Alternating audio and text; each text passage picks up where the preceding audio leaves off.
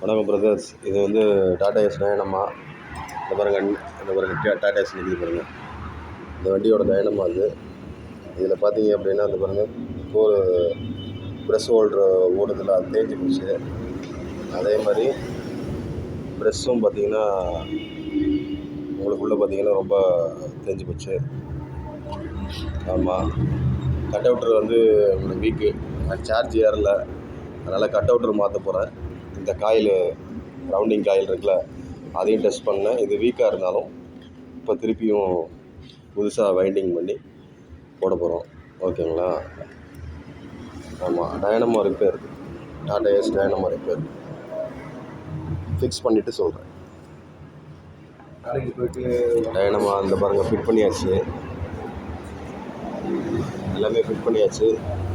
இப்போது சார்ஜ் ஏறுதான்னு பார்த்துட்டு உங்களுக்கு சொல்கிறேன்.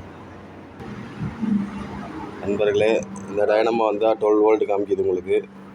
பேட்டரியிலேருந்து உங்களுக்கு கனெக்ஷன் போட்டிருக்கேன். அப்படியே நேராக வந்து உங்களுக்கு பார்த்தீங்கன்னா இங்கே 12 வோல்ட் காமிக்குதா, லைட் எரியல. இப்போ அமுக்குமா, இந்த பாருங்க இது நம்ம வண்டியில் சாவி ஆன் பண்ணால் லைட் எரியுமா, அந்த லைட் வந்துடுச்சு. இதை பிடிக்கிறதுக்கு எத்தனை பேர் பாருங்கள். இங்கே ஒரு பாப்பா இருக்குது, இந்த பாருங்க இங்கே ஒரு பாப்பா இருக்குங்க. எங்கள் அப்பா இருக்கார், டைனமோ பிடிச்சிட்டாரு. இப்போ நம்மளுக்கு டைனமோ கரெக்டாக இருந்துச்சுன்னா இங்கே வோல்ட் ஏறும். இந்த பாருங்கள் ஓட்டம் நல்லா பிடிங்கன்னா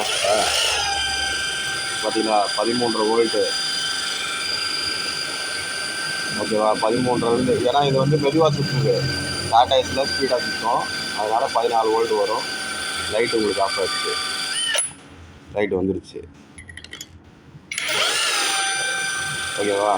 டைனமோ சார்ஜ் ஏறுது 13.7.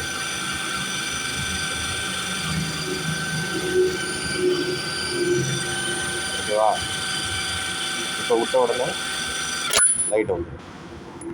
சக்ஸஸ். டைனமா அது மாதிரிலாம் வேலை பார்க்கணும் அப்படின்னா எங்கள் செட்டுக்கு எடுத்துகிட்டு வாங்க. டைனமா இன்ஜினு எல்லாமே டாடா ஏஸ் BS6 எல்லா வண்டியும் வேலை பார்க்குறோம். ஓகே.